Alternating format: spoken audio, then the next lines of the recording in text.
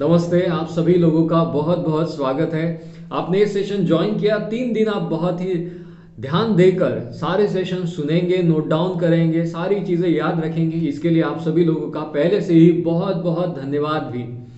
ये सेशन बहुत पावरफुल होने वाला है, तो आप सभी से एक रिक्वेस्ट है, एक दरख्वास्त है कि कोई भी व्यक्ति इसे बिस्तर पर लेटकर किसी भी अवस्था में, किसी भी पोजीशन में ना सुने। प्रॉपरली आप चेयर या फिर नीचे जमीन पर बैठकर इसे सुनिएगा। नोटबुक और पेन साथ में रखिएगा ताकि आप इसे नोट डाउन करें। अगर आप कोई कार्य कर रहे हैं ये सेशन सुनते वक्त तो कोई बात नहीं, कार्य कर सकते हैं, लेकिन ये आपको याद रखना है कि सेशन को अगर आपको 100% देना है तो आपको नोटबुक पेन लेकर एक जगह पर बैठकर ये सेशन सुनना होगा। ये मेरी जिम्मेदारी है कि लाइफ टाइम जो हम 3 दिन सीखेंगे ये लाइफ टाइम आपको याद रहे। तो अगर आपको ये लाइफ टाइम याद रखना है तो आपको ठीक ढंग से 3 दिन पूरे आपके यहाँ पर सेशन में अटेंशन देना होगा। सेशन हमारा हर दिन 9 से 10 रहेगा और इसकी रिकॉर्डिंग हमारे पास नहीं रहेगी, लेकिन बाकी के सरप्राइजेस आपके लिए बहुत सारे हैं जो आपको हमेशा हेल्प करते रहेंगे और मैं खुद हूँ आपके साथ। सो अभी इस सेशन को स्टार्ट करने से पहले हम एक प्रेयर करते हैं और प्रेयर बहुत सिंपल है, आप सभी लोगों को पता है। हम सभी लोगों को हाथ जोड़कर साथ में ये प्रेयर करनी है जो कि है त्वमेव माता च पिता त्वमेव, और फिर हम गुरुर ब्रह्मा करेंगे। ठीक है, सो आप सभी लोगों से रिक्वेस्ट है कि आप हाथ जोड़ लीजिएगा और हम सभी एक साथ कहेंगे, त्वमेव माता च पिता त्वमेव, त्वमेव बंधु च सखा त्वमेव, त्वमेव विद्या द्रविडं त्वमेव, त्वमेव सर्वं मम देव देव। गुरुर्ब्रह्मा गुरुर्विष्णु गुरुर्देवो महेश्वरा, गुरुर्साक्षात् परब्रह्म तस्मै श्री गुरवे नमः। ओम नमः शिवाय, नमः शिवाय, नमः शिवाय।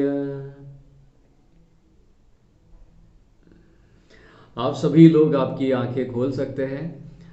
प्रेयर में, प्रार्थना में, वंदना में अलग ही ताकत होती है। ये मानसिक शारीरिक दोनों शांतताएं प्रदान करती है, आपने भी फील किया होगा। सो करते हैं शुरुआत इस सेशन की। सेशन बहुत पावरफुल होने वाला है, कमाल का करेंगे इसे, और आपको भी पता चलेगा कि स्पाइन का क्या महत्व है। ठीक है, तो इस सेशन शुरू करने से पहले मैं एक छोटा सा इंट्रोडक्शन अपना देना चाहूँगा। माई सेल्फ डॉक्टर राम महल्ले, मैं एक ऑथर हूँ। मैंने एक किताब लिखा है जिसका नाम है essentials of anatomy physiology and diseases for yogi. ये किताब 7 देश और 25 राज्यों में खरीदा जा चुका है, जो कि योगा टीचर्स के लिए बनाया है। ओके, सो ये था मेरा एक छोटा सा इंट्रोडक्शन। आगे बढ़ते हैं। आगे जो सबसे इंपॉर्टेंट बात मैं अभी आपको बताने जा रहा हूं, जो आपको लाइफ टाइम किसी भी विषय को समझने के लिए, ज्ञान का आनंद लेने के लिए मदद करेगा। एक प्रश्न मुझे बार बार पूछा जाता है विद्यार्थियों द्वारा, योग शिक्षकों द्वारा, सर हमें इस विषय पर पीएचडी करनी है, थेसिस बनाना है, आर्टिकल लिखना है या रिसर्च करना है, तो इसके लिए क्या करें, कहाँ से ये ढूंढे, कहाँ से कंटेंट ढूंढे, कौन सा किताब पढ़े। मेरा जवाब बड़ा सिंपल होता है। मैं कहता हूं कि पहले आप इसके हेडिंग्स बना लीजिए और उन हेडिंग्स का आंसर आपको कहीं से भी मिल सकता है। कोई किताब आपको ढूंढने में आसानी हो सकती है, गूगल से ढूंढने का आसानी हो सकती है, खुद से पूछने में आसानी होती है, सर जी हेडिंग बनाए कहाँ से, ना ही हमने वो विषय पढ़ा है, अभी तक रिसर्च भी नहीं हुआ है। प्रश्न पूछने से, प्रश्न पूछे तो कैसे पूछे, सादगी भरे प्रश्न जो एक बच्चे के माइंड में नहीं आता है, वैसे प्रश्न। तो अभी इस स्पाइन का जो सेशन है उसे समझने के लिए भी पहले हम अपने प्रश्न पूछ लेते हैं कि क्या है ये स्पाइन, इसका स्ट्रक्चर कैसा है, ये ऐसा ही क्यों होता है, इसकी लंबाई कितनी है, ये कहाँ पर होता है, इसका क्या महत्व है, इसके क्या कार्य है, कितनी सारी चीजें, इसकी कौन सी बीमारियां हैं, इन बीमारियों का नाम ऐसा ही क्यों है, एग्जैक्टली इन बीमारियों में होता क्या है ना। ये चीजें हम इस सेशन में जानेंगे। तो अभी आपको आइडिया आ गई कि किसी भी विषय को समझते कैसे हैं। तो फिर अगर हमें ऐसे प्रश्न ही पूछने हैं तो राम सर के सेशन अटेंड करने की क्या जरूरत है ना। हम किसी भी विषय में, अभी जैसे स्पाइन है तो स्पाइन के क्वेश्चन आंसर रेडी कर लेते हैं, क्वेश्चन रेडी करते हैं और पूछ लेते हैं। गूगल महाराज से कि क्या है इसका आंसर। इसका जवाब ये है कि जब आप गूगल महाराज से पूछते हैं तो वो आपको उत्तर देता है, और जब आप राम सर से सेशन अटेंड करते हैं तो मैं दिल और दिमाग दोनों पर लिख कर देता हूं ताकि आप जीवन भर इसे भूले ना। तो ये 3 दिन का जो सेशन है ये कभी भी नहीं भूलना है, बहुत ही पावरफुल रहेगा। और विशेष करके इसका बेनिफिट ये रहेगा कि आप आपके पेशेंट जो है या फिर आपके क्लाइंट जो है, आपके फैमिली मेंबर्स जो है, आपके रिलेटिव्स जो है, इनकी प्रॉब्लम्स को समझ पाएंगे। आपके पास अगर कोई रिपोर्ट लेकर आता है तो उसको आप आसानी से समझ पाएंगे, स्पाइन से रिलेटेड है। देखिए इसमें डेप्थ बहुत ज़्यादा हो सकती है, मतलब एनाटॉमी जो ऐसा विषय है, शरीर शास्त्र एक ऐसा विषय है जिसकी लिमिट का कोई ये नहीं है। आप जीवन भर सिर्फ एक ऑर्गन पर भी पढ़ते रहेंगे ना तो वो भी जीवन कम पड़ेगा, ऐसा होता है। तो लेकिन जितना हमें समझ में आना चाहिए उतना मैं कोशिश करूंगा पूरा आपको देने की।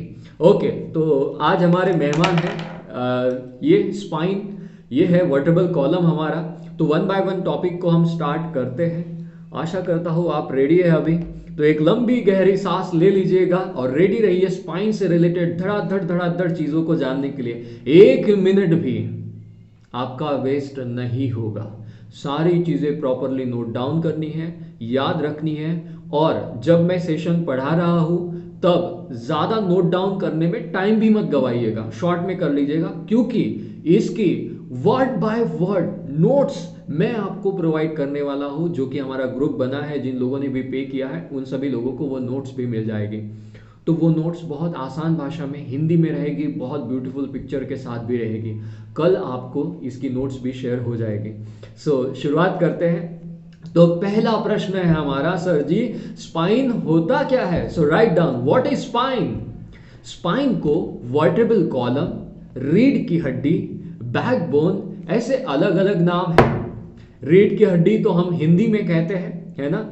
तो स्पाइन जो है ये हमारे बैक साइड में होता है। बैक साइड यानी पोस्टीरियर पार्ट या पोस्टीरियर एस्पेक्ट आप कह सकते हैं।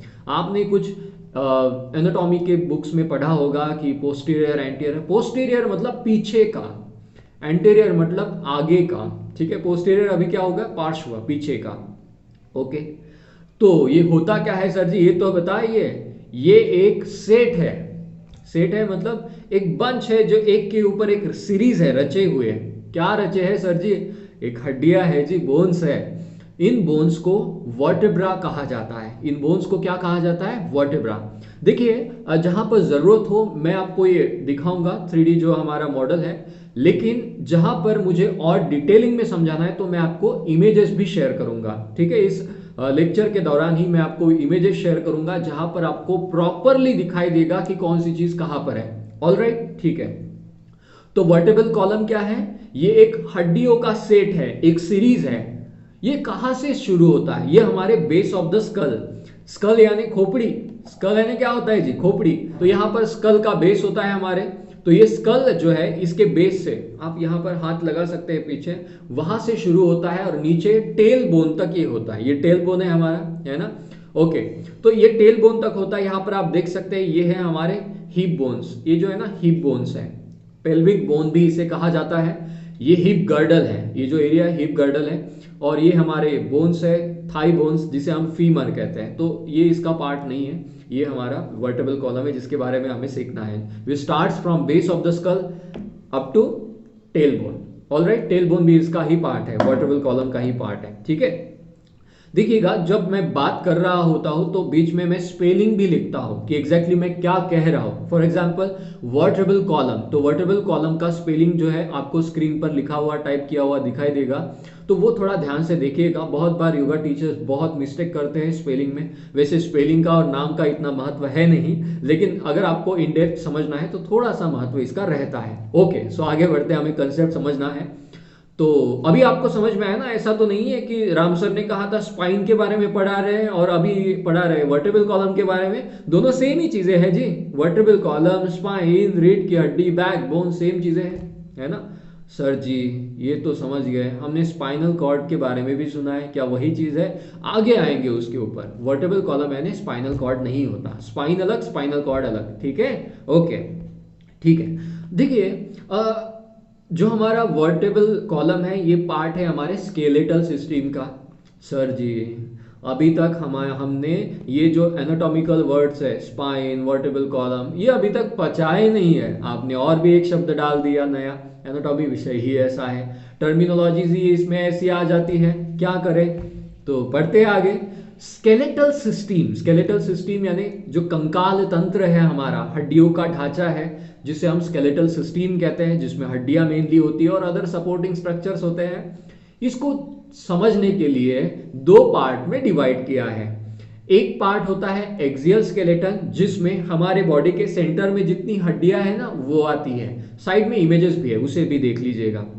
दूसरा होता है एपेंडिकुलर स्केलेटन यानी जिसमें हमारे हाथ पैर शोल्डर और हिप गर्डल के बोन्स आते हैं, ठीक है। तो जो हमारा वर्टेबल कॉलम है ये है हमारे एक्सियल स्केलेटन का पार्ट। एक्सियल मतलब जो सेंटर में बोन्स होते हैं ना उसके, ठीक है सर जी। तो पहले प्रश्न का उत्तर आपको मिल गया ना जी। पहला प्रश्न क्या था, व्हाट इज स्पाइन।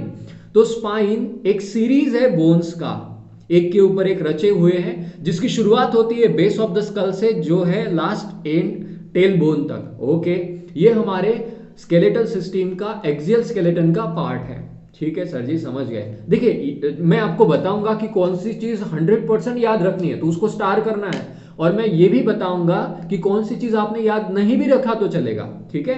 तो आप निश्चिंत रहिए। तो ये एक्सियल स्केलेटन का पार्ट है, ये नहीं भी याद रखा तो चलेगा, बस आप स्पाइन को याद रखिए, वर्टेबल कॉलम को याद रखिए, ठीक है। सर जी आपने पहले प्रश्न का दो उत्तर दे दिया।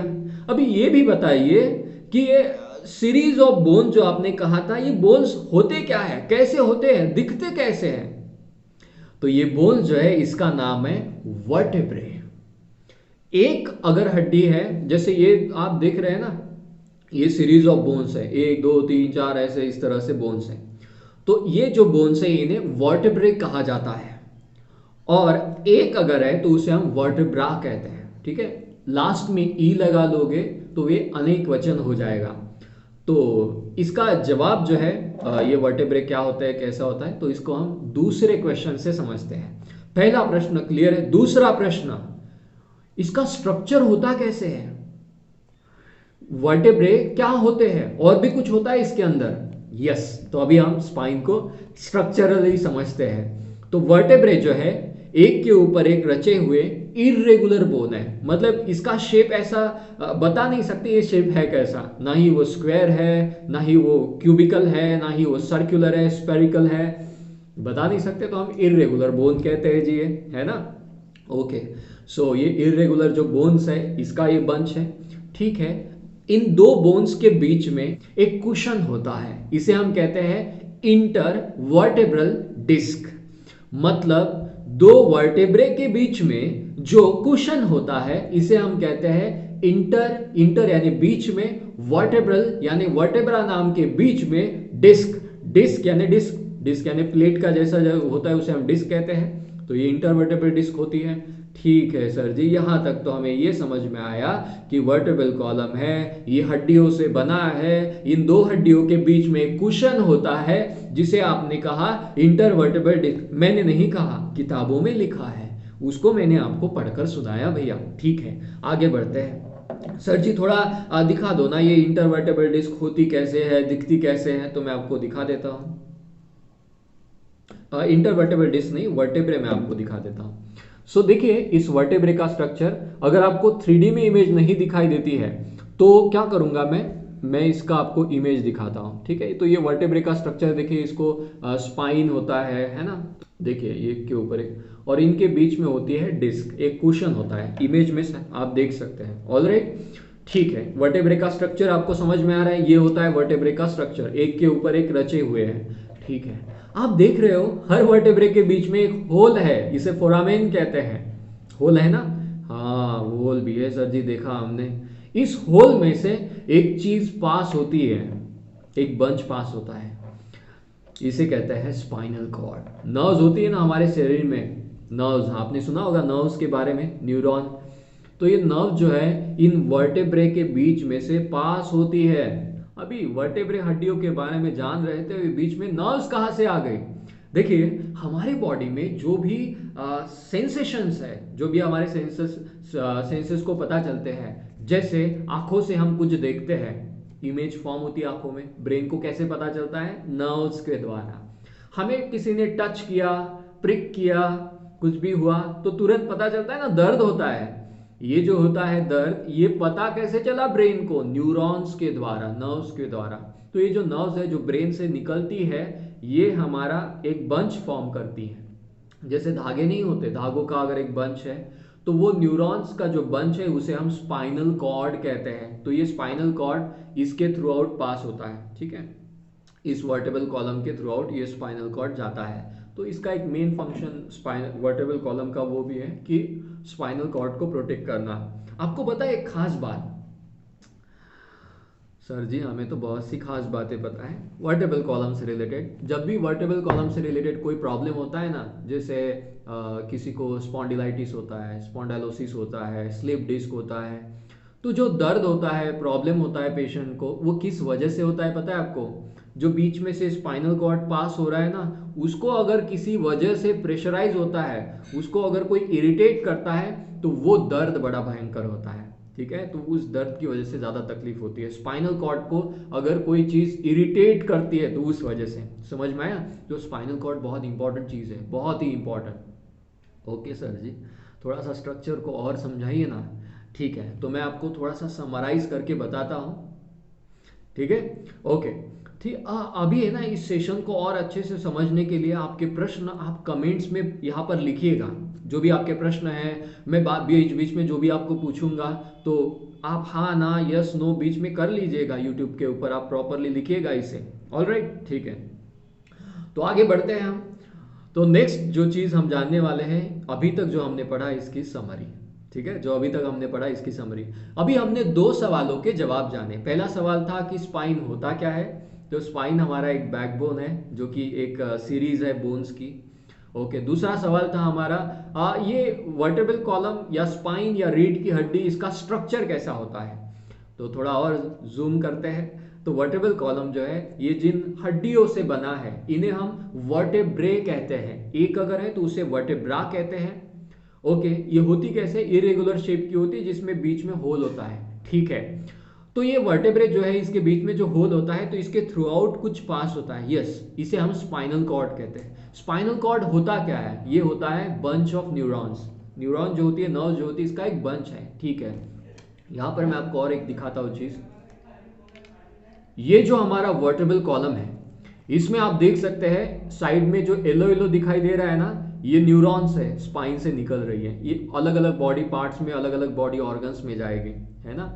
तो ये न्यूरॉन्स भी इन वर्टेब्रे के बीच में से पास होती है, जो भी आपको याद रखना है, ठीक है। अगर किसी को ये होता है साइटिका, तो साइटिक नर्व नीचे से पास होती है। तो अगर यहाँ पर किसी वजह से कुछ भी दर्द हुआ, सॉरी इंपैक्ट हुआ, कभी मसल स्टीफनेस की वजह से होता है, कभी स्पॉन्डिलाइटिस की वजह से होता है, तो इस नर्व के ऊपर प्रेशर आता है ना, तो फिर पैर में दर्द वगैरह होता है, तो साइटिका होता है। ये भी मैं आपको सिखा दूंगा इसी कोर्स में, तो वो आपको चिंता करने की बात नहीं है कि साइटिका क्या होता है, कुछ होता है, बहुत से सरप्राइजेस है आपके लिए। ओके जी, तो ये समझ में आया हमें कि हमारे वर्टेब्रल कॉलम से न्यूरॉन्स भी पास होती है और उसके बीच में से स्पाइनल कॉर्ड भी जाता है। स्पाइनल कॉर्ड को प्रोटेक्ट करना भी हमारे वर्टेब्रल कॉलम का बहुत ही इंपॉर्टेंट कार्य है, ठीक है। अगला सवाल है, वर्टेब्रल कॉलम का सर जी हमने सुना है कि ये सीधा नहीं होता। क्या बात कर रहे हो, सीधा नहीं होता हमारा वर्टेब्रल कॉलम? यस, इसके हाँ और ना दोनों जवाब है। अगर आप फ्रंट व्यू देखेंगे वर्टेब्रल कॉलम का, फॉर एग्जांपल मैं आपके सामने बैठा हूं और अगर आप मेरा वर्टेब्रल कॉलम देखेंगे तो ये बिल्कुल आपको फ्रंट साइड से सीधा दिखाई देगा। समझ जाइए, ये वर्टेब्रल कॉलम है, आपको फ्रंट से ये एक स्ट्रेट लाइन में दिखाई देगा, बिल्कुल स्ट्रेट लाइन में, ऑलराइट। लेकिन अगर आप इसे साइड से देखोगे तो इसमें होते हैं कर्वेचर। कर्वेचर यानी वक्रता, ठीक है, कर्व्ड है। ये कैसा है, ये कर्व्ड है। तो वर्टेब्रल कॉलम में टोटल 4 कर्वेचर होते हैं। लिखे तीसरा प्रश्न, वर्टेब्रल कॉलम कैसा है, सीधा है या कर्व्ड है? तो इसका आंसर है वर्टेब्रल कॉलम में 4 कर्वेचर होते हैं। ओके, ये तो गजब की बात है। सामने से देखेंगे तो सीधा दिखाई देगा, साइड से देखेंगे तो इसमें 4 कर्वेचर होते हैं, ठीक है। आप भी देखिए आपके गर्दन जो है ये थोड़ी सी इस तरह से अंदर है ना, इस तरह से गर्दन। मैं साइड में एक पिक्चर दिखा रहा हूँ, इस पिक्चर में देखिए, फोटो में देखिए, नेक का रीजन जो है थोड़ा सा अंदर दबा हुआ है, लेग जो बैक का रीजन है थोड़ा सा और पीछे आया है, लोअर बैक का और अंदर धंसा हुआ है। तो ये कर्व्स है, किसके है जी कर्व? हमारे स्पाइन के कर्व्स है, ठीक है। मैं आपको एक बात बताता हूँ, स्पाइन में है ना 2 पॉइंट्स है, एक है कर्वेचर और दूसरा है रीजन। तो दोनों में नंबर्स की बात आती है, तो नंबर्स में बहुत बार योग शिक्षक कंफ्यूज हो जाते हैं, तो कंफ्यूज होने की बात नहीं है, ठीक है। मैं पहले ही बता देता हूँ कहाँ पर कंफ्यूज होने वाले हो। तो कर्व्स कितने हैं? 4 है। कर्व्स कितने हैं? 4 है। वर्टिकल कॉलम में कर्व्स कितने हैं? 4 है। लिखिए कर्व 4 होते हैं, लिखेंगे नहीं तो याद कैसे रहेगा। यहाँ पर कमेंट्स में भी लिखिए, सबको पता चलना चाहिए कर्व्स कितने होते हैं? 4 होते हैं। ओके सर जी, ठीक है, हम समझ गए। आप इतना क्यों फोकस कर रहे हो कर्व्स के ऊपर? क्योंकि स्पाइनल सॉरी वर्टेब्रल कॉलम से रिलेटेड यानी स्पाइन से रिलेटेड जो सबसे ज्यादा बीमारियां है ये कर्वेचर डिफॉर्मिटी होती है। क्या बात कर रहे हैं सर जी, स्पॉन्डिलाइटिस नहीं होता है, स्पॉन्डाइलोसिस नहीं होता है, स्लिप डिस्क नहीं होता है, वो भी होते हैं जी, लेकिन सबसे ज्यादा जो बीमारियां है स्पाइनल वर्टेब्रल कॉलम से रिलेटेड, स्पाइन से रिलेटेड, वो कर्वेचर का बिगड़ जाना है। कर्वेचर का यानी जो ये वक्रता है ये बिगड़ जाती है, तो वो भी आगे हम सीखेंगे।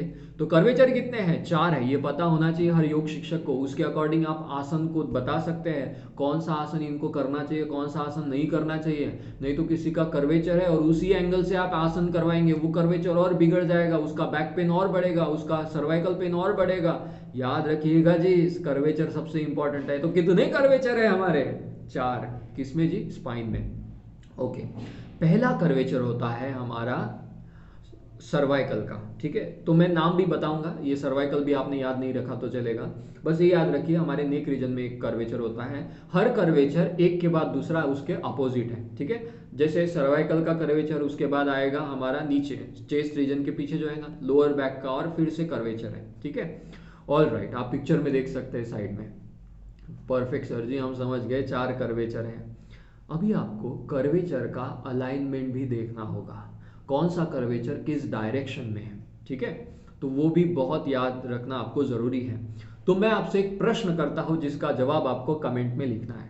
साइड में जो आपको इमेज दिखाई दे रही है, दिखाई दे रही है ना सबको, साइड में एक इमेज है, तो इस इमेज में बताइएगा ये जो स्पाइन जिस भी व्यक्ति का है इसका फेस, स्पाइन दिखाई दे रहा है आपको, ये साइड व्यू है, मैं पहले ही बता देता हूं, इसका फेस किस तरफ होगा। मैं आपको डायरेक्शन भी बता देता हूं, ये साइड लेफ्ट है, ये साइड राइट है, ठीक है। तो right side sorry left side में है या राइट साइड में है, बताइए इसका फेस। आपके पास 10 सेकंड है, 10 सेकंड में टाइप कीजिए, बताइए बताइए। ये जो साइड में इमेज दिखाई दे रही है ये जिस किसी भी व्यक्ति का है उसका फेस किस तरफ है? राइट की ओर है या लेफ्ट की ओर है? राइट की ओर है या लेफ्ट की ओर है? राइट ईस्ट साइड में है, लेफ्ट ईस्ट साइड में है, ठीक है।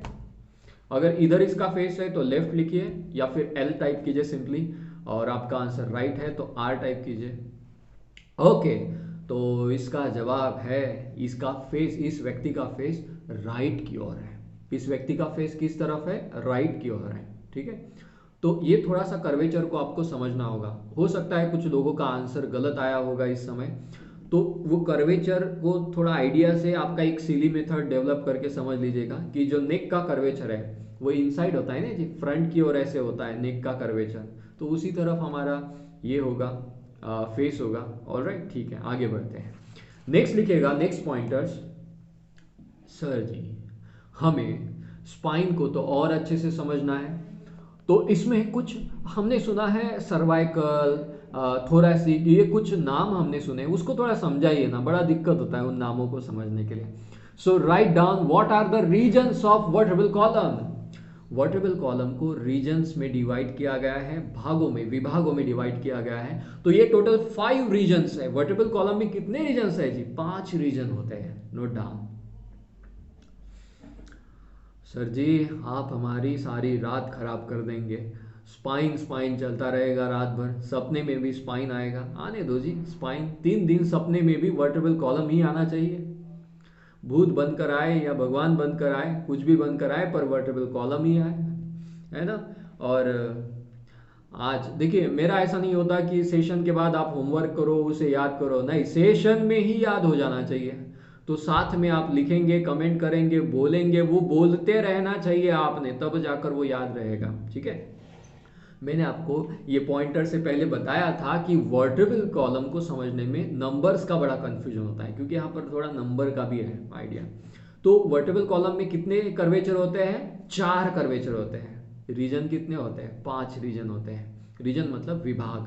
तो जैसे रीजन में इसे डिवाइड किया गया है ना, तो 5 रीजन। ऑलराइट, कंफ्यूज हो जाएंगे आप? बोलते हैं कंफ्यूज नहीं होंगे, एग्जाम जब लिया जाता है ना तो गलत कर देते हैं। एग्जाम में पूछा जाता है कि वर्टेबल कॉलम में कितने कर्वेचर है, तो लिख देते हैं 5, 4 है जी कर्वेचर। और रीजन कितने हैं, लिख देते हैं 4, रीजन 5 है, ठीक है। सो इनके नाम लिख लीजिएगा। मैंने आपको बताया था कि मैं बताऊंगा कि कौन सी चीज आपको याद रखना ही है और कौन सी चीज आप याद नहीं भी रखा तो चलेगा। तो अभी जो मैं बताने वाला हूं, थर्ड पॉइंट और फोर्थ पॉइंट दोनों को स्टार कीजिएगा, दोनों आपको याद रखने चाहिए। नींद से भी जगाया तो ये दोनों पॉइंट आपके बहुत क्लियरली बता सकेंगे, इतने आपको याद रखने हैं। तो रीजन्स कितने हैं टोटल? 5 हैं। तो पांचों रीजन का नाम याद हो जाना चाहिए अभी के अभी। लिखिए, पहला रीजन सर्वाइकल। सर्वाइकल मतलब ये नेक का रीजन, ठीक है। जो नेक का रीजन होता है ना हमारा, इसे हम सर्वाइकल रीजन कहते हैं, ठीक है। मैं सारा चीजें आपको बताऊंगा, भी इमेज में भी दिखाऊंगा। उसके नीचे का जो रीजन है इसे कहते हैं थोरैसिक रीजन। थोरैसिक का स्पेलिंग देख लीजिएगा, इसमें एस नहीं है, सी है, ठीक है। थोरैसिक, थोरैसिक का स्पेलिंग में देखिएगा, एस नहीं है, नहीं तो लिख देंगे एस, क्योंकि मेरे से ही वो गलती हुई थी तो आपसे ना हो। उसके नेक्स्ट लिखिएगा, नीचे का जो रीजन है, भाग है वर्टेबल कॉलम का, इसे हम कहते हैं लंबर, LUMBAR। लंबार भी कहते हैं या लंबर कह सकते हैं आप। थर्ड रीजन हो गया हमारा लंबर। फोर्थ रीजन लिखिएगा सैक्रम, SACRUM, सैक्रम। और फाइनल है कोसिक। सर जी ये कैसा शब्द है, ये कैसा कठिन सा इसका स्पेलिंग है। होता ही है जी एनाटॉमी ऐसा। अभी तो हम मसल्स पर गए ही नहीं, मसल्स के नाम देखेंगे तो फिर वैसे ही डर जाएंगे। बट डरने की बात नहीं है जी, इतना आसान कर देंगे इसको समझना। लिखेगा पांचवा रीजन जो है ये कोसेक, COCCYX। इसे कॉसेक्स भी पढ़ा जाता है, कोसेक भी कहते हैं। तो आपका मर्जी है, जो कहना है कहो, क्योंकि हमें इंग्लिश में परफेक्ट नहीं होना है, हमें कंसेप्ट में परफेक्ट होना है, ताकि हम हमारे जो भी क्लाइंट्स है या विद्यार्थी है उनको अच्छे से सर्व कर पाए, है ना। ओके, लिख लिया आपने पांचों के पांचों नाम कौन से हैं, एक बार पढ़िएगा। सर्वाइकल, कहिए मेरे साथ, cervical, cervical, thoracic, thoracic, lumbar, lumbar, sacrum, sacrum, coccyx, coccyx. Very simple, 5 region है। अभी 10 सेकंड लीजिए, 10 नहीं 30 सेकंड लीजिए। 30 सेकंड्स में आपको 10 के 10 रीजन के नाम, सॉरी 5 के 5 रीजन के नाम याद कर लेने हैं। लीजिए 30 सेकंड, याद हो जाने चाहिए। सीक्वेंस इंपॉर्टेंट है। सर्वाइकल के बाद लंबर नहीं कहना है, सर्वाइकल के बाद थोरैसिक ही आएगा, थोरैसिक के बाद लंबर ही आएगा, लंबर के बाद सैक्रम ही आएगा, सैक्रम के बाद कोसिक ही आएगा। ऑलराइट, हाँ। तो कर लो, अभी 5 शब्द है, पांचों को याद कर लो। आपके स्क्रीन के सामने आपको पांचों शब्द दिखाई दे रहे हैं, उसको याद कर लो।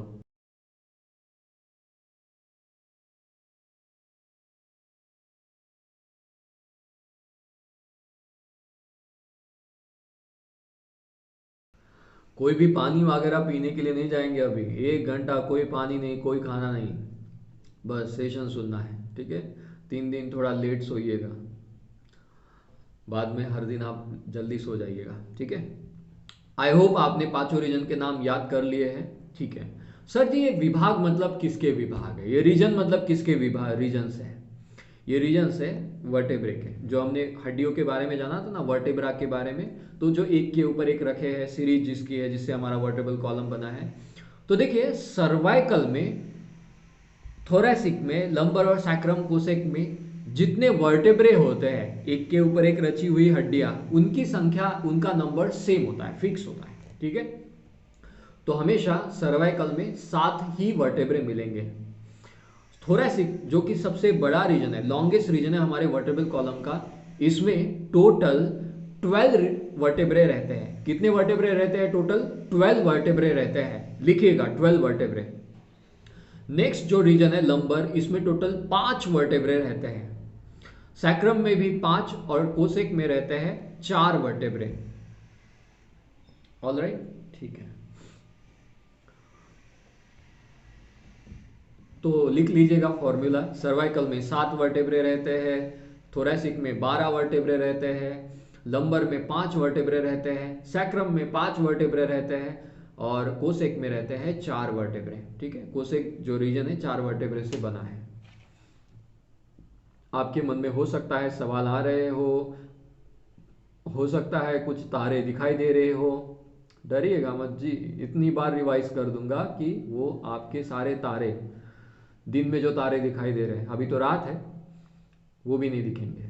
ठीक है, क्लियर कर देंगे सब कुछ। तो मैं जो कह रहा हूं वो अभी कर दीजिएगा। ठीक है, ग्रेट ग्रेट ग्रेट ग्रेट। हमारा एक इंटरवल हो चुका है, अभी हम शुरुआत करते हैं नेक्स्ट पड़ाव को।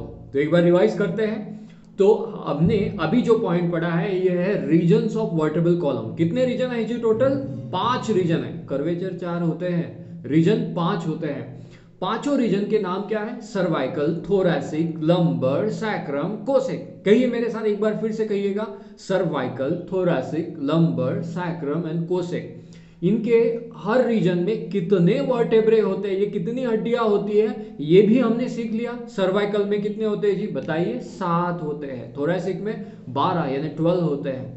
लंबर में 5 वर्टेब्रे होते हैं, सैक्रम में 5 वर्टेब्रे होते हैं और कोसेक में भी 5 वर्टेब्रे होते हैं। ऑल राइट, तो अभी ये फॉर्मूला आपको याद रखना है। ये नंबर्स भी 7 12 5 5 4, 7 12 5 5 4।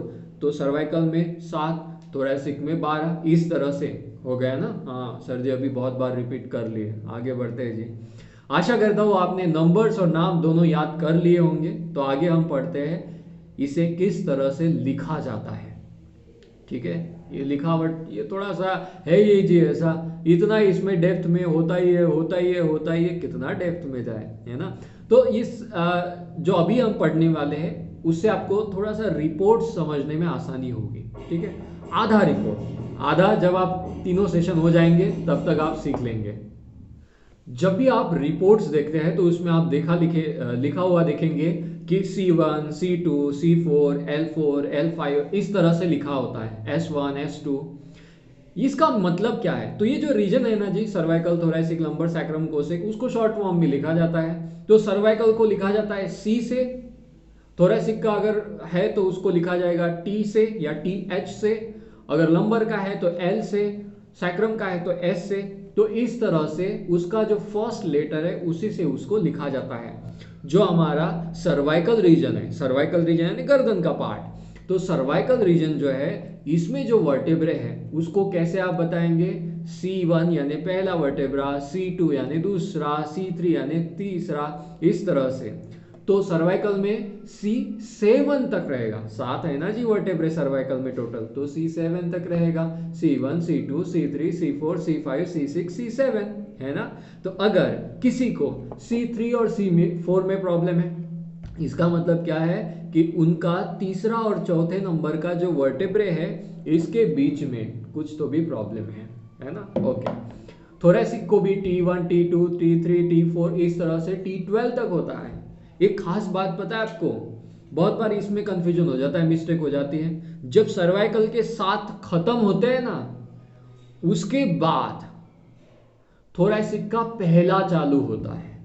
नहीं तो ऐसा नहीं करना कि सर्वाइकल के 7 हो गए तो थोरैसिक का 8वां, थोरैसिक का 9वां, ऐसा नहीं। सर्वाइकल के 7 कंप्लीट होने के बाद थोरैसिक का पहला, दूसरा, तीसरा, चौथा, इस तरह से 12 आ जाते हैं। ठीक है, तो C1 to C7 होता है, T1 to T12 होता है, L1 to L5 होता है, क्योंकि लंबर में तो 5 ही वर्टेब्रे होता है। अगर कोई कहता है कि मुझे प्रॉब्लम है L4 L5 में, कहते हैं ना लोग मुझे प्रॉब्लम है L4 L5 में, इसका मतलब है कि लंबर रीजन का यानी लोअर बैक का, लंबर यानी लोअर बैक, लंबर यानी लोअर बैक, तो लोअर बैक के जो चौथे और 5वें नंबर का वर्टेब्रा है, ये जो इरेगुलर बोन जी, वर्टेब्रा वर्टेब्रा में कह रहा हूं, इसका मतलब पता है ना आपको? इसका मतलब है जो इरेगुलर बोन होता है वो तो उनके बीच में जो भी इंटरवर्टेबल डिस्क है या फिर कुछ भी प्रॉब्लम आता है, वो प्रॉब्लम के बारे में आगे हम पढ़ेंगे, वो तो उसमें है। L4 L5 मतलब लंबर रीजन में जो चौथे और पांचवें नंबर का वर्टेब्रा है उसमें प्रॉब्लम है, ठीक है। तो अभी जो मैंने बताया इसका मतलब ये था कि ये जो वर्टेब्रल कॉलम है इसके जो अलग अलग रीजन है तो उसके अकॉर्डिंग उसके शॉर्ट फॉर्म यूज होते हैं। ऑलराइट, अभी नंबर्स और नाम याद हो गए आपको? ओके, सारा गणित ना नंबर्स का है, नाम का है। सर जी, अब मैंने कहीं पढ़ा था कि टोटल वर्टेब्रे हमारे जो वर्टेब्रल कॉलम में है इसमें ये इतने होते हैं, कहीं पर पढ़ा था उतने होते हैं। तो ये इतने और उतने, इसका मैं मीनिंग आपको समझाता हूँ। अभी आप बताइए टोटल वर्टेब्रे कितने होते हैं? वर्टेब्रे मतलब ये जो हड्डियां है ना, एक के ऊपर एक रची हुई है, ये कितनी होती है? बताइए बताइए। सर जी कितना आसान है, सर्वाइकल में 7, थोरेसिक में 12, लंबर में 5, सैक्रम 5 और कोसेक 5, सबको मिला दीजिए। 7 और 12 19, 19 और 5 24 और 5 29 और 29 और 4 33। ऑलराइट, तो टोटल 33 वर्टेब्रे होते हैं। लेकिन लेकिन लेकिन कहीं पर आप पढ़ेंगे कि टोटल नंबर ऑफ वर्टेब्रे 33 होते हैं, कहीं पर पढ़ेंगे 30 होते हैं और कहीं पर पढ़ेंगे 26 होते हैं। तो इसमें से करेक्ट आंसर कौन सा है सर जी? तो इसका जवाब है तीनों आंसर करेक्ट है। कैसी बात कर रहे हैं सर जी, ये तो नंबर्स है। तो हमारे वर्टेब्रल कॉलम में ये जो वर्टेब्रे है इनका टोटल नंबर तो फिक्स होगा ना सभी ह्यूमन बीइंग्स में।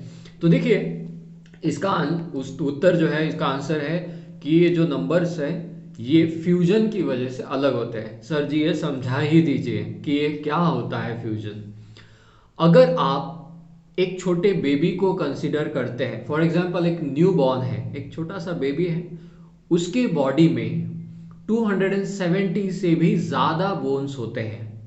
लेकिन जो एडल्ट्स हैं, हम सभी लोगों में कितनी हड्डियां होती हैं? 206 होती है, 206। तो ये जो नंबर है ये रिड्यूस क्यों हुआ?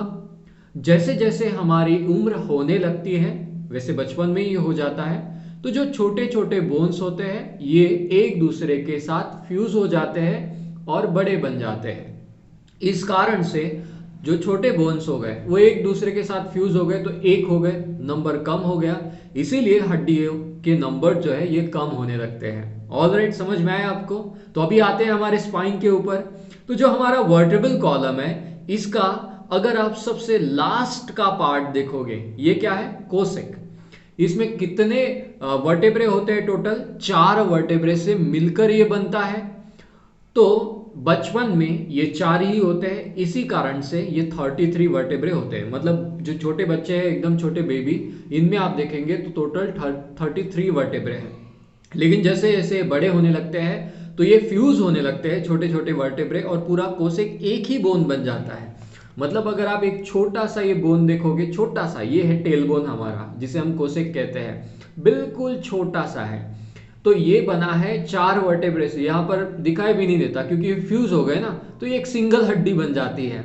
तो आप अभी देखिए 4 का 1 हो गया तो 33 के रह गए ना 30, तो इसीलिए 30 नंबर भी करेक्ट है। अगर हम जाते हैं और थोड़ा ऊपर, तो उम्र के साथ साथ जो ऊपर का पार्ट है जिसे हम सैक्रम कहते हैं, ये इसके भी वर्टेब्रे जो कि 5 होते हैं, पांचों फ्यूज होकर एक सैक्रम बोन बन जाता है। यहां पर आप देख सकते हैं ये जो बोन है कोसेक के ऊपर का सैक्रम, यहाँ पर शायद दिखाई ना दे, मैं आपको इमेज शेयर करता हूँ। तो यहाँ पर जो सैक्रम बोन आप देख सकते हैं ये भी बना है टोटल 5 वर्टेब्रे से। तो 5 का 1 हो गया जी, तो अभी नंबर्स हो गए 26। तो हम सभी लोगों में टोटल वर्टेब्रे 26 होते हैं, ठीक है। तो इसका क्या कारण है कि बच्चों में कम, बच्चों में ज्यादा, 33 30 और हम में 26। तो फ्यूजन, उम्र के साथ साथ छोटी छोटी हड्डियां फ्यूज होकर एक हो जाती है, इसीलिए टोटल नंबर ऑफ वर्टेब्रे 26 रह जाते हैं। तो अभी नंबर्स का खेल समझ गए ना जी। अगर आपसे कोई पूछे कि टोटल नंबर ऑफ वर्टेब्रे कितने होते हैं तो आप 26 भी कह सकते हैं, 33 भी कह सकते हैं। तो वहां पर आप पूछ सकते हैं कि आप एकदम बेबी बच्चों की पूछ रहे हो जिनकी उम्र 5 साल से कम है, या फिर आप बड़ों की पूछ रहे हो जिनकी उम्र 7-8 साल से ऊपर की है। तो उसके अकॉर्डिंग जवाब दीजिएगा। अगर वो कहते हैं कि 8 साल के ऊपर के लोगों में, तो आंसर है 26 रहता है। उससे नीचे हो सकता है 30 या 33 रहे। Very simple. ओके सर जी, ओके, यहाँ पर भी गणित ला दिया, हमें लगा बायोलॉजी पढ़ाएंगे। एनाटॉमी पढ़ाएंगे, आपने तो गणित हिला दिया। गणित सभी जगह है, गणित के सिवा कैसा जीवन। तो अभी देखिएगा, ये हमने पढ़ा नंबर्स के बारे में। तो अभी समय आ चुका है एक बार फिर से रिवाइज करने का। ओके, एक बार जो भी हमने अभी तक पढ़ा उसको रिवाइज करते हैं। हमने शुरुआत की थी इसके नाम से, भला नाम में ही सब कुछ है। स्पाइन इसे कहते हैं, वर्टेब्रल कॉलम कहते हैं। इसे मतलब किसे, इसे कहते हैं स्पाइन, वर्टेब्रल कॉलम, या फिर आप रीढ़ की हड्डी कहते हैं हिंदी में। इसे बैकबोन भी कहा जाता है। इसमें होते हैं टोटल 4 कर्वेचर। एक होता है सर्वाइकल कर्वेचर, दूसरा होता है थोरैसिक कर्वेचर। मैं रीजन की बात नहीं कर रहा हूं, कर्वेचर यानी वक्रताएं, जो ये कर्व है ना उसका नाम बता रहा हूं। लंबर का कर्वेचर होता है एक, और जो लास्ट कर्वेचर है वो है सैक्रोकॉसिजियल कर्वेचर। मतलब लास्ट जो रीजन है ना, लास्ट दो सैक्रम और कोसेक, उसका दोनों का मिलकर एक कर्वेचर होता है। ठीक है, ये वाला है ना, ये कर्वेचर लास्ट। तो टोटल 4 कर्वेचर है। ओके, आगे बढ़ते हैं। हमारे वर्टेब्रल कॉलम में टोटल 5 रीजन होते हैं, भाग। तो उन 5 रीजन के नाम क्या है, एक बार आप मेरे साथ कहिएगा प्लीज, या फिर आप टाइप कीजिए यूट्यूब पर, आप जो कमेंट करेंगे उसमें टाइप कीजिएगा प्लीज। जब तक आप कहेंगे नहीं, टाइप नहीं करेंगे, तब तक समझ में कैसे आएगा जी, है ना। तो लिखिए, पहला है सर्वाइकल, दूसरा है बताइए थोरैसिक, तीसरा है लंबर, सैक्रम और कोसेक। वेरी नाइस, ये हो गए 5। आपने तो याद भी कर लिए, कमाल की बात है। आगे बढ़ते हैं, फिर हम आए नंबर्स के ऊपर। ठीक है सर जी, ये नंबर्स तो हमें याद हो गए, ये तो नाम तो याद हो गए, लेकिन सर्वाइकल में कितने वर्टेब्रे होते हैं, ये हड्डियां एक के ऊपर एक रखिए, कितनी होती है। सर्वाइकल में होते हैं 7, थोरैसिक में होते हैं 12, लंबर में होते हैं 5, सैक्रम में 5 और कोसेक में 4। ठीक है, तो फिर हमने आगे ये भी जाना था कि ये फ्यूज हो जाते हैं, तो नंबर 26 आ जाता है टोटल वर्टेब्रे का। तो आपके मन में ये भी प्रश्न आया होगा कि क्या सर जी, थोरैसिक के, लंबर के और सर्वाइकल के भी तो वर्टेब्रे फ्यूज होते होंगे ना जी। अगर सैक्रम के हो रहे, कोसेक के फ्यूज होकर एक हड्डी बन रही है, तो ऊपर के भी तो फ्यूज हो सकते हैं ना। आपका प्रश्न बिल्कुल सही है, लेकिन इसका जवाब बहुत खुश करने वाला है नहीं। क्योंकि अगर उसके ऊपर के बोन्स फ्यूज होने लगते हैं तो एक प्रकार की बीमारी है वो, जिसके बारे में हम आगे पढ़ने वाले हैं। और इस बीमारी को आप बहुत कॉमनली देखेंगे, कोई ऐसी कठिन नहीं है, जिसे हम स्पॉन्डिलाइटिस कहते हैं।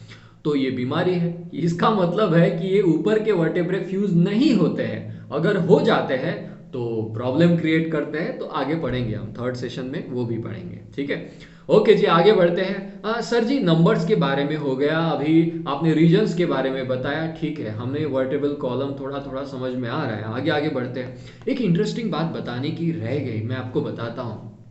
आपको पता है ये जो पूरा वर्टेब्रल कॉलम है ना, एक शॉक एब्जॉर्बर की तरह भी काम करता है। इसमें हर वर्टेब्रे के बीच में जो डिस्क होती है ना, जिसे हमने इंटरवर्टेब्रल डिस्क कहा है, तो ये जो इंटरवर्टेब्रल डिस्क जो है ये शॉक एब्जॉर्ब करती है। सर जी, हम कहा किसी से झगड़ा करने जाते हैं और हमारा एक्सीडेंट हर दिन थोड़ी ना होता है, तो ये जो ट्रॉमा है, ये शॉक है, हर दिन थोड़ी ना लगता है। आपको एक विशेष बात पता है, हमारी बॉडी हर समय एक शॉक एब्जॉर्ब करती रहती है। वो कैसा शॉक है सर जी, क्या भूकंप थोड़ी ना आ रहा है। ये शॉक होता है हमारे हर एक्टिविटी का। अगर आप किसी से बातचीत कर रहे हैं, बोल रहे हैं, तो वो भी एक तरह का वाइब्रेशन क्रिएट करता है, उसको भी एब्जॉर्ब कर लेती है। आप अगर सांस भी ले रहे हैं, अगर आपकी सांसें थोड़ी सी ज़्यादा एग्रेसिव है, तो भी वो शॉक क्रिएट करती है। भला ही बॉडी के ऊपर इन शॉक्स का इतना इम्पैक्ट नहीं होता, लेकिन जब आप चलते हैं, फिरते हैं, घूमते हैं, बोलते हैं, हाथ घुमाते हैं, तो उस समय बॉडी को जो ट्रॉमा होता है तो उसको भी ये एब्जॉर्ब कर लेता है। ओके, जो इंटरेस्टिंग बात मैं जो अभी आपको बताने वाला हूँ वो आगे है। जो ये इंटरवर्टेब्रल डिस्क है ना, ये बनी किससे होते हैं, इसमें होता क्या है। जो इंटरवर्टेब्रल डिस्क है ये एक जेली मैटर से बनी है, जिसके ऊपर एक कार्टिलेजिनियस कवर है। मतलब इसके इनसाइड जेली मैटर है। जेली जेली आपको पता है कैसी होती है, तो वैसा सेमी सॉलिड मटेरियल है, ऊपर से कार्टिलेज की कवरिंग है। ऑल राइट, तो इसीलिए ये स्मूथ होती है, सॉफ्ट होती है।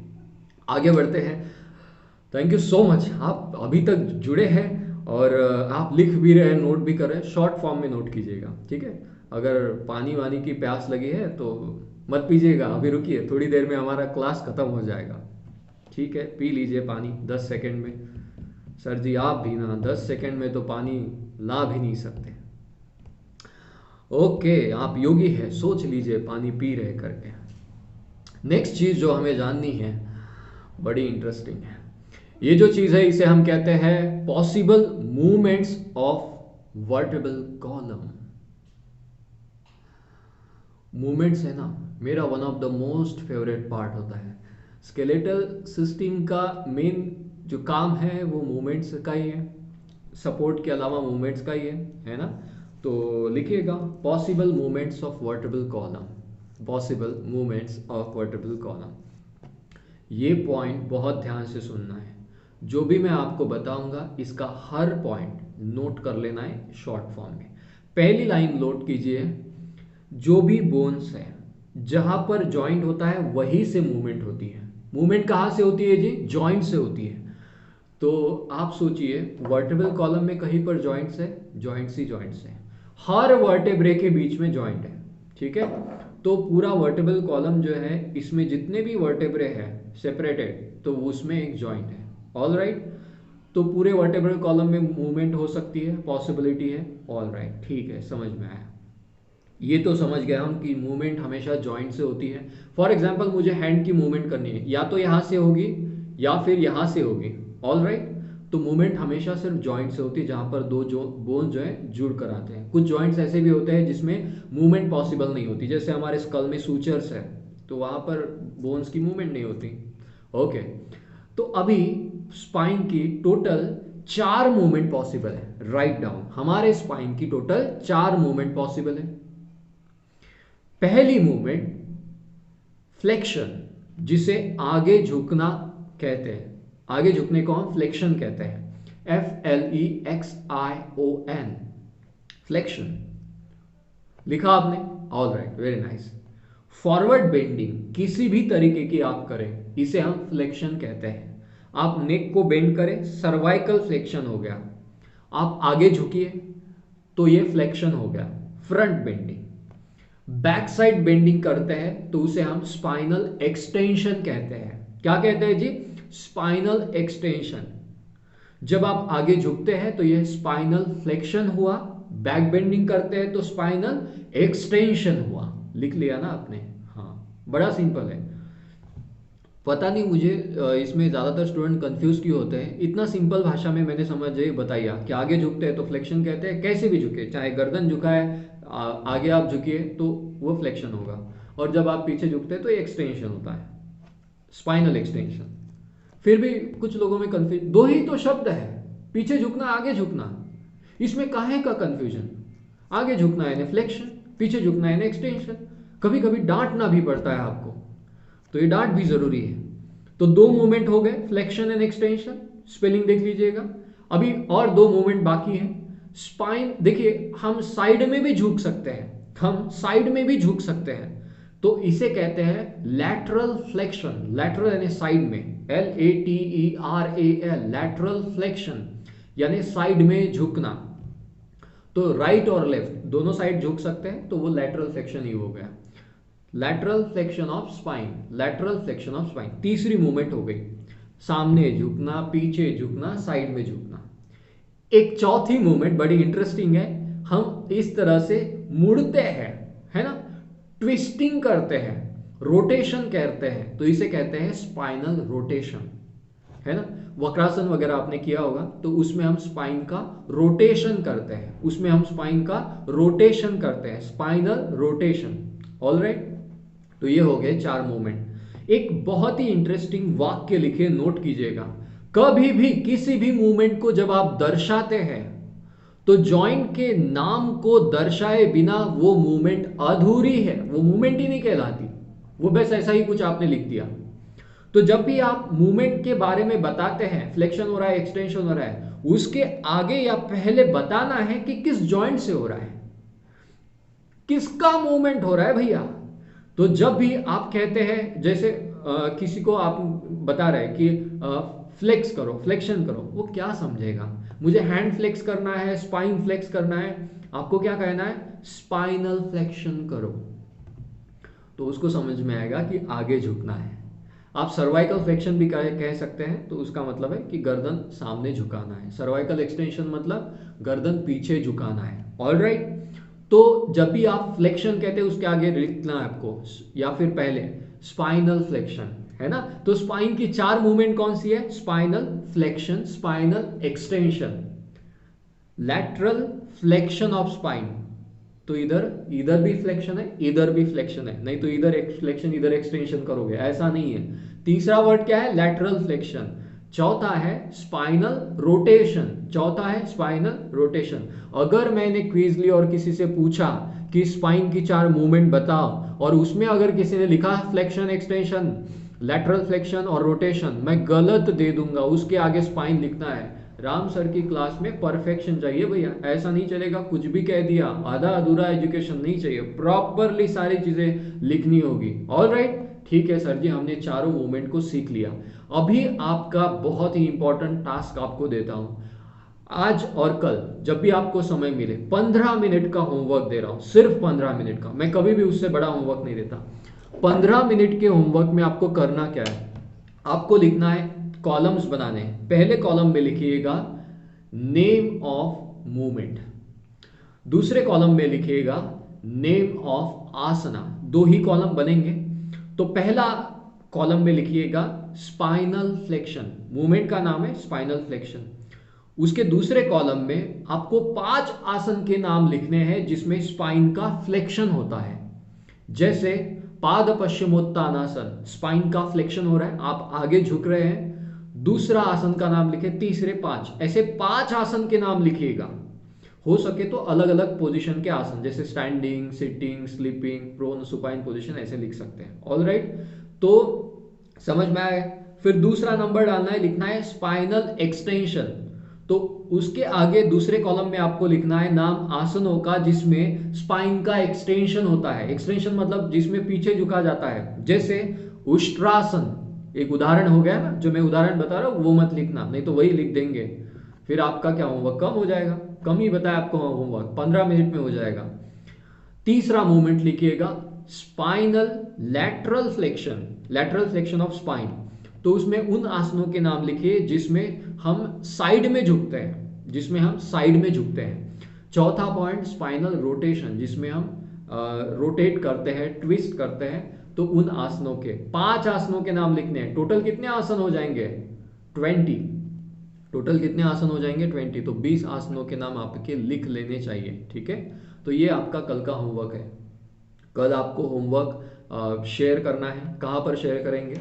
आप YouTube पर ही शेयर कीजिएगा, ठीक है। कॉपी पेस्ट करके YouTube पर कमेंट कर दीजिएगा कल के सेशन में।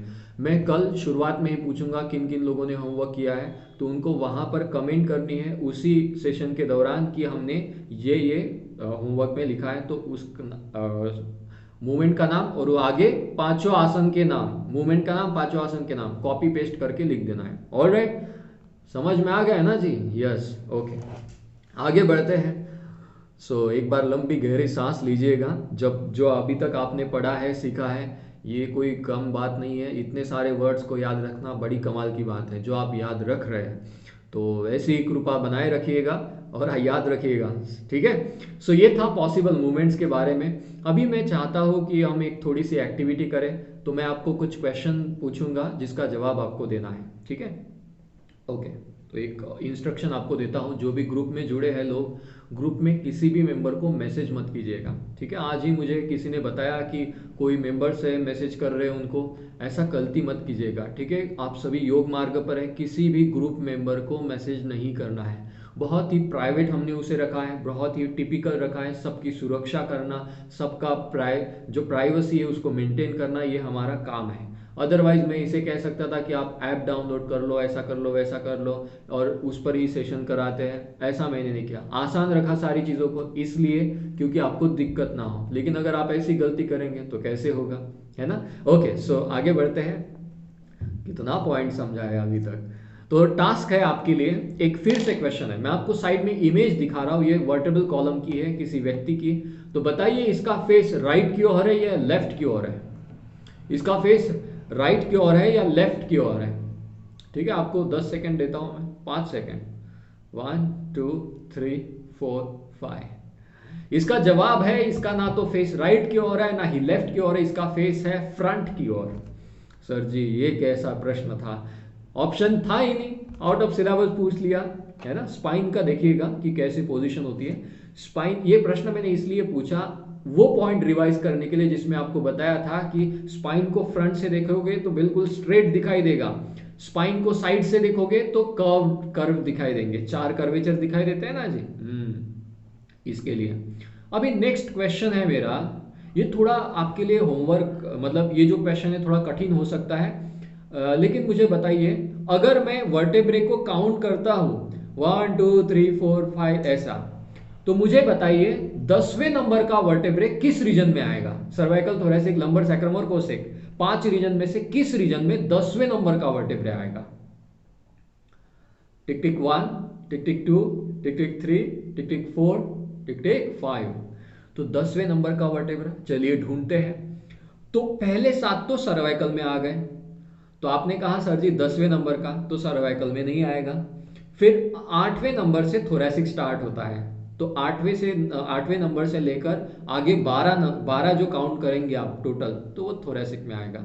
तो इसका मतलब है 8वां 9वां और 10वां, ये तो T3 है ना, ये कौन से नंबर का वर्टेब्रा है, T3 है जी। कितना है, T3। All right, next question, मुझे बताइए 15th नंबर का वर्टेब्रे किस रीजन में आएगा। 15 नंबर का मैं अगर काउंट करता हूं 1 2 3 4 5, मुझे रीजन मैंने काउंट नहीं किया, मैंने डायरेक्टली सीरियली काउंट किया, ठीक है। तो बताइए 15वें नंबर का काउंट कीजिए। पहले 7 तो सर्वाइकल ने खा लिए, तो सर्वाइकल में नहीं आएगा।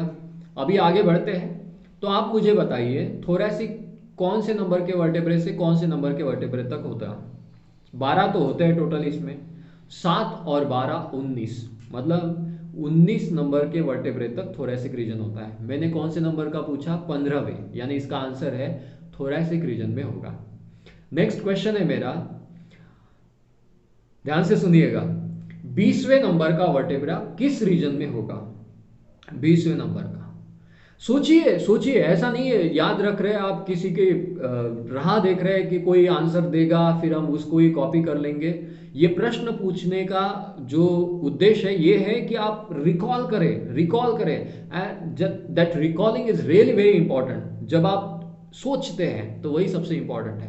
पहले 7 तो चले गए, सर्वाइकल ने खा लिए, उसके बाद 12, 7 और 12 यानी 19, ये हो गए थोरैसिक रीजन के, टोटल 19 गए। मैंने क्या पूछा 20th नंबर का, तो ये 20th नंबर का थोरैसिक के बाद का रीजन जो है लंबर में आएगा जी। किस में आएगा, लंबर रीजन में आएगा। ऑल राइट, तो ये क्वेश्चन आपको समझ में आए, नंबर्स का थोड़ा ज्ञान समझ में आया आपको, रीजन समझ में आए, 4 कर्वेचर होते हैं, 5 रीजन होते हैं। ओके, नेक्स्ट क्वेश्चन है आपके लिए, अगर मैं किसी का रिपोर्ट पढ़ रहा हूं और वहां पर लिखा है L5 और S1 के बीच में स्लिप डिस्क है, L5 और S1 के बीच में स्लिप डिस्क है, तो मुझे बताइए किन 2 वर्टेब्रे के बीच में स्लिप डिस्क है। रीजन बताना है आपको, रीजन मतलब सर्वाइकल वर्टेब्रे के बीच में स्लिप डिस्क है या थोरैसिक रीजन के बीच में स्लिप डिस्क है, ऐसा। ठीक है, मैं ऑप्शन नहीं बता रहा हूं, मैं उदाहरण बता रहा हूं। मैंने क्या पूछा, अगर मैं वहां पर पढ़ता हूं कि L5 एंड S1 के बीच में स्लिप डिस्क है, इसका मतलब क्या है। ओके, करेक्ट, बहुत से लोगों ने करेक्ट आंसर दिया है, वेरी नाइस परफेक्ट। तो इसका आंसर है L5, इसका मतलब लंबर का 5वां वर्टेब्रा है, और S1 यानी सैक्रम का पहला वर्टेब्रा है, तो L5 और S1 के बीच में स्लिप डिस्क है। ऑलराइट, ठीक है। और एक प्रश्न पूछता हूँ आपको, अगर मैं पढ़ रहा हूँ किसी रिपोर्ट को और किसी ने मुझे बताया कि मेरा है ना जो पहला थोरैसिक वर्टेब्रा है उसमें और लास्ट का सर्वाइकल वर्टेब्रा उसमें प्रॉब्लम है, ठीक है। किसी ने मुझे बताया, ऐसे ओरली बताया, उनको इतना ज्ञान नहीं है, उनको डॉक्टर ने बताया होगा कि आखिरी नंबर का सर्वाइकल का वर्टेब्रा जो है, यानी जो हड्डी है वर्टेब्रे जिसे हम कहते हैं वो, और इसका थोरैसिक का पहला, इसमें प्रॉब्लम है। तो आप इसे लिखेंगे कैसे, हम लिखते हैं ना C1, C2, L1, L2, उसमें कैसे लिखेंगे, किन दो वर्टेब्रे से उसे रिप्रेजेंट करेंगे। लीजिए 10 सेकेंड, 1 2 3, 10 तक मैं रुक रहा हूं, लेकिन आपको आंसर करना है। सर्वाइकल का आखिरी और थोरैसिक का पहला, इसमें प्रॉब्लम है, तो रिप्रेजेंट कीजिए इसे। कोड में हमने लिखा है ना शॉर्ट फॉर्म में। Okay, all right, time up. Very nice, most of the student ने करेक्ट आंसर दिया है। सर्वाइकल का आखिरी यानी सातवां, C7 इसे कहेंगे, और थोरैसिक का पहला यानी T1, T फॉर थोरैसिक। तो C7 और T1 में प्रॉब्लम है, इसका मतलब क्या है, C7 और T1 में प्रॉब्लम है। समझ में आ रहा है आपको अभी? तो इस तरह से इसे रिप्रेजेंट किया जाता है। तो इस तरह से पढ़ना है आपको, उल्टा भी पूछना है, सीधा भी पूछना है, ताकि वो याद हो जाए। हम जब फर्स्ट स्टैंडर्ड में थे, पहली कक्षा में, तो उस समय जो हमारे शिक्षक थे, टीचर थी, तो वो क्या करते थे, हमें जो नंबर्स हैं, हम कहते हैं ना 1 2 3 4 5 6, तो उस समय हम मराठी में ही पढ़ते थे, तो दैट टाइम उन्होंने कहा था कि आप 1 to 10, 1 to 100 सीधा भी बोलिए और उल्टा भी बोलना है, लाइक 100, 99, 98, इस तरह से। तो वो बड़ा नंबर्स का बड़ा हेल्प हुआ आज भी। मतलब मैथ्स करने में, एडिशन करने में बहुत आसानी होती है, फास्ट एडिशन कर पाते हैं। ऐसा ही सीखने में लगाना है आपको, सीधा उल्टा सब याद कर लेना है, ठीक है।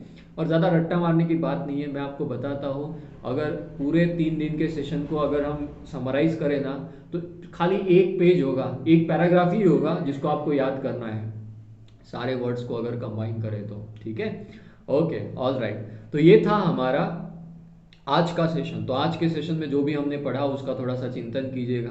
वैसे ज़रूरत है नहीं, कल मैं फिर से रिवाइज करूंगा, बार बार रिवाइज करूंगा। जब बीमारियों के बारे में, डिसीजेस के बारे में, कुछ डिफॉर्मिटीज़ के बारे में पढ़ाऊंगा, तो आपको और इन डेप्थ इसका इंसाइट आएगा। आशा करता हूँ ये सेशन आपको पसंद आया होगा। कल दोपहर को मैं ग्रुप में इसकी नोट्स आपको शेयर करूंगा, उन नोट्स को पढ़ लीजिएगा।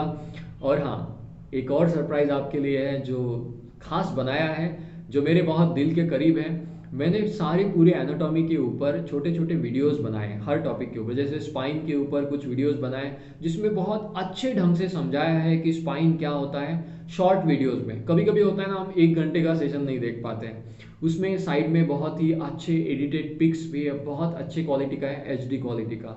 तो उसका एक्सेस मैं आपको ऐप पर दे रहा हूँ 30 दिन के लिए। जिन लोगों ने भी पे किया है, ₹1 इस सेशन का कॉस्ट, उन सभी लोगों को मैं फ्री में दे रहा हूँ। पूरे ऐप में हमारे जो ये अपलोडेड रहेगा, तो उसको कैसे देखना है इसका मैं ग्रुप में इंस्ट्रक्शन आज ही भेज देता हूँ। तो वो कैसे देखना है, क्या देखना है, ये आपको समझ में आ जाएगा, ठीक है। तो वो वीडियोस भी आपके साथ 30 दिन तक तो रहेंगे ही रहेंगे, ठीक है। तो ये आपके सपोर्ट के लिए है। So thank you all of you, thank you so much. आप सभी लोगों का बहुत बहुत धन्यवाद। आशा करता हूँ ये सेशन में आपको कुछ ना कुछ समझ आया होगा। कुछ नहीं समझ में आया तो मैं समझ सकता हूँ कि हो सकता है कुछ लोगों को कुछ भी ना समझ आए, लेकिन राम सर है ना जी, कल और मुझे 2 दिन दीजिएगा, इतना समझाऊंगा इसे आसानी से कि कभी भी भूल नहीं पाएंगे।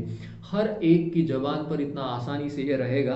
अगर आप ये सेशन अटेंड कर रहे हैं ना 3 दिन के, आपके फैमिली मेंबर्स के साथ भी जरूर अटेंड कीजिएगा, बहुत पसंद आएगा उनको ये सेशन भी, उनको भी कुछ सीखने को मिलेगा। और ये नहीं कि सिर्फ हम एनाटॉमी ही पढ़ते हैं, कुछ कमाल की बातें भी बीच बीच में बताता रहता हूँ जो आपके लाइफ के लिए बड़े ही हेल्पफुल रहेगी।